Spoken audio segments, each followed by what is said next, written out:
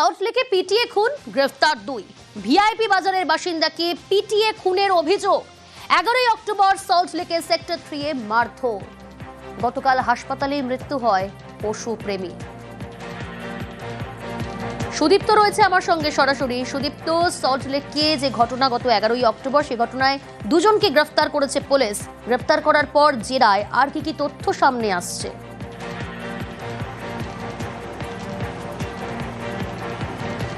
দেখো প্রিয়াঙ্কা, যেটা জানা যাচ্ছে যে ভিআইপি নগরের বাসিন্দা গৌতম প্রামাণিক, তাকেই গত 11 তারিখ অর্থাৎ 11ই অক্টোবর সল্টলেক সেক্টর 3-তে পিটিয়ে খুন করা হয়েছে বলে অভিযোগ করছেন তারই ছেলে বাবিন প্রামাণিক। তার যেটা অভিযোগ যে তার বাবা অর্থাৎ গৌতম প্রামাণিক, যিনি মৃত এই মুহূর্তে, গতকাল তার মৃত্যু হয়েছে এসএসকেএম হাসপাতালে, এবং তার বাবা পথকুকুরদের খাবার দেওয়ার কাজ করতেন, একটি এনজিও থেকে খাবার নিতেন, এবং এনজিওর মালিক যিনি ওই সেক্টর 3-তে থাকেন তার নাম বলাকা বিশ্বাস, তার বাড়িতে তিনি আসতেন এবং সেখান থেকে খাবার নিয়ে যেতেন এবং পথকুকুরদের মুকুন্দপুর এলাকায়, সায়েন্স সিটি থেকে মুকুন্দপুর এলাকার পথকুকুরদের খাবার দিতেন।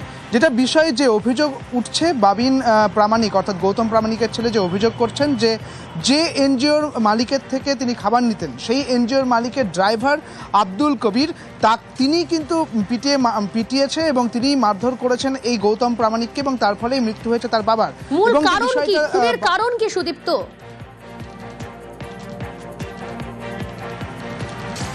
দেখো, যে অভিযোগ উঠছে বাবিন প্রামাণিকের, যে অভিযোগ যে এই যে ড্রাইভার আব্দুল কবির, এই আব্দুল কবির প্রায়শই তার বাবার থেকে টাকা চাইতেন কিন্তু বাবা টাকা দিতেন না। অনেক সময় তার মালিক অর্থাৎ বলাকা বিশ্বাস যে পরিমাণ খাবার পথকুকুরদের দিতেন, সেই পরিমাণ খাবার কিন্তু ড্রাইভার তার পৌঁছে দিতেন না গৌতম প্রামাণিকের কাছে। এরকম একটি অভিযোগ চলছে এবং প্রায়শই তার সঙ্গে ঝামেলা হতো বলে অভিযোগ করছেন এই বাবিন প্রামাণিক। তবে এখনো পর্যন্ত এই খুনের ঘটনার কি কারণ রয়েছে তা এখনো তদন্ত শুরু করেছে, তার তদন্ত চলছে। বিধাননগর দক্ষিণ থানা তার তদন্ত করেছে এবং 14 তারিখ দুজনকেই কিন্তু গ্রেপ্তার করা হয়েছে। অর্থাৎ যে আব্দুল কবিরের বিরুদ্ধে অভিযোগ, সে আব্দুল কবিরের সঙ্গে আরও একটা সাগরেদ, তাকেও কিন্তু গ্রেপ্তার করা হয়েছে। তার নাম মোহাম্মদ সেকেন্দার বলে জানা যাচ্ছে এবং আরও বেশ কয়েকজনের তদন্ত চলছে বলে বিধাননগর দক্ষিণ থানা সূত্রে খবর।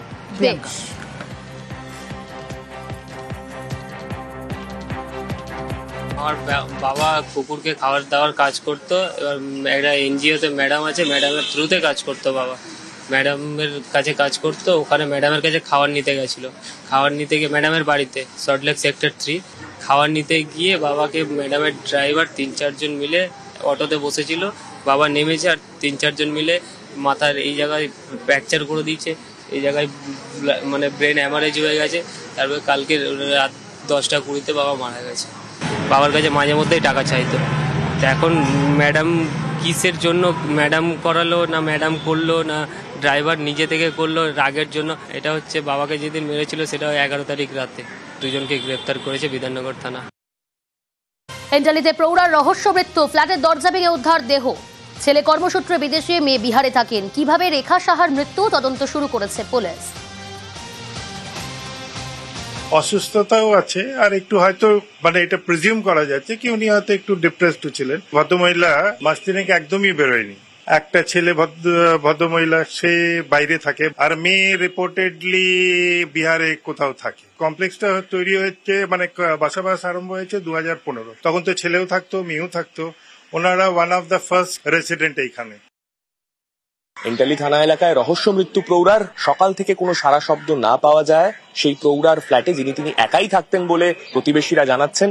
তার ফ্ল্যাটে প্রতিবেশীরাই প্রথমে দরজা ধাক্কানোর চেষ্টা করেন এবং সেক্ষেত্রে কোনো সারা শব্দ না পাওয়া যাওয়ায় তারপর পুলিশে খবর দেওয়া হয়। পরিজনেরা বাইরে থাকতেন, ছেলে বিদেশে থাকতেন এবং মেয়েও বিয়ের পরে অন্য রাজ্যে থাকে। তাই দীর্ঘ সময় ধরেই তিনি মানসিক অবসাদে ভুগছিলেন, তেমনটাই জানাচ্ছেন প্রতিবেশীরা।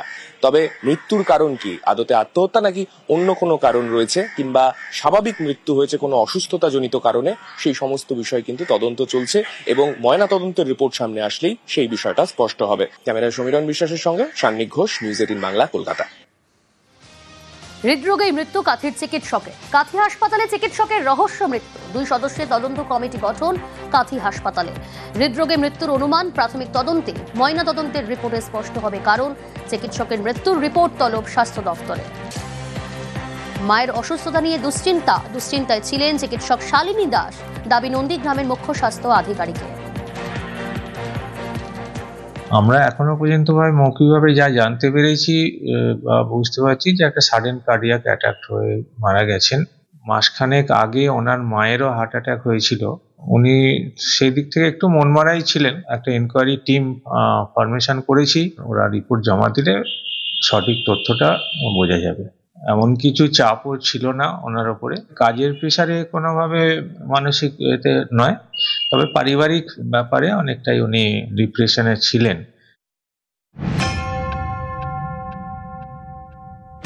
পূর্ব মেদিনীপুরের কাঁথি মহকুমা হাসপাতাল, এখানকার চিকিৎসক শালিনী দাস অ্যানাস্থেসিস্ট, থাকতেন তমলুকের ভাড়া বাড়িতে। তার মৃত্যু ঘিরে রহস্য। কাঁথি মহকুমা হাসপাতালের পাশাপাশি তমলুক এবং মহিষাদলের দুটি নার্সিংহোমেও কাজ করতেন শালিনী। পরিবারের দাবি, শুক্রবার সুস্থ অবস্থায় বাড়ি থেকে বেরিয়েছিলেন। মহিষাদল এবং তমলুকের নার্সিংহোমে ডিউটিতে যান। সেখান থেকে যখন বাড়ি ফেরেন তখন তার হাতে চ্যানেল করা।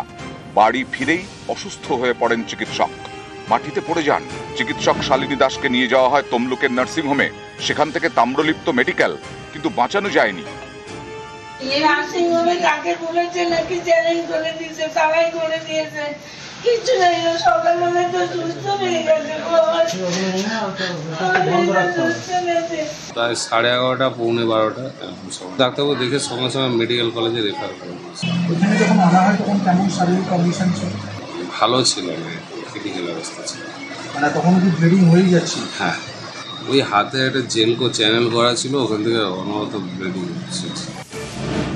পরিবারের প্রশ্ন, শালিনী সুস্থ অবস্থায় বাড়ি থেকে বেরিয়েছিলেন, তাহলে তার ডান হাতে চ্যানেল কেন? কে চ্যানেল করলো? শালিনীর কি হয়েছিল? এত শর্ট টাইমে এক্সপায়ার করার মতো আমরা করতে পারছি না, বিশ্বাস করতে পারছি না। কোথাও যেন একটা সন্দেহ হচ্ছে যে ট্রিটমেন্টের কোথাও বোধহয় কিছু একটা হয়েছে, গণ্ডগোল হয়েছে। পোস্টমর্টম রিপোর্ট ছাড়া আগে তো ক্লিয়ারলি কিছু বলতে পারছি না। শুক্রবার সকালে প্রথমে মহিষাদলের নার্সিংহোমে গিয়েছিলেন অ্যানাস্থেসিস্ট শালিনী দাস, সেখান থেকে তমলুকের নার্সিংহোম। উনি এসেছিলেন 7:30 বা একটু পরে, আর 8:10 নাগাদ বেরিয়ে গেছেন। অ্যানাস্থেসিয়া দিতে এসেছিলেন একটা অপারেশন। সব থেকে খারাপ লেগেছে যে আমার এখানে উনি সকালে সুস্থ অবস্থায় ওটি করে গেলেন, তারপর কি হলো। তমলুকের নার্সিংহোমের চিকিৎসকের দাবি, ওটিতে থাকার সময় অসুস্থ বোধ করছিলেন অ্যানাস্থেসিস্ট। শালিনী দাস কালকে 9:15 নাগাদ অ্যানাস্থেসিয়া দেয় পেশেন্টের প্রায় 1.5 ঘন্টার মতো ওটি চলছিল।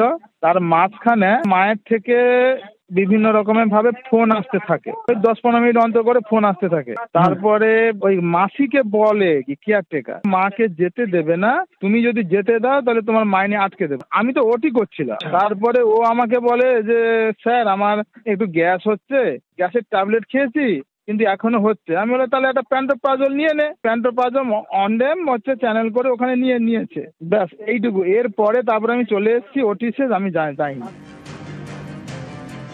যদিও কি কারণে মৃত্যু হলো চিকিৎসকের তা নিয়ে তৈরি হয়েছে রহস্য। এখন অবধি যা ইনফরমেশন আছে আমাদের কাছে, উনি এখানে ভাড়া বাড়িতে থাকতেন আর অসুস্থ ছিলেন। ওনার হাতে চ্যানেলও লাগানো ছিল যখন ওনাকে শিফট করা হয়েছে হসপিটালে। অ্যানেস্থেসিয়া ডক্টর ছিলেন। ওটা আমরা দেখছি যে কি ইস্যু ছিল, ঘটনা তদন্ত চলছে। পূর্ব মেদিনীপুর থেকে ক্যামেরায় সর্বানন্দ মিশ্র এবং সন্দীপ গুড়িয়ার সঙ্গে সুজিত ভৌমিক, নিউজ 18 বাংলা।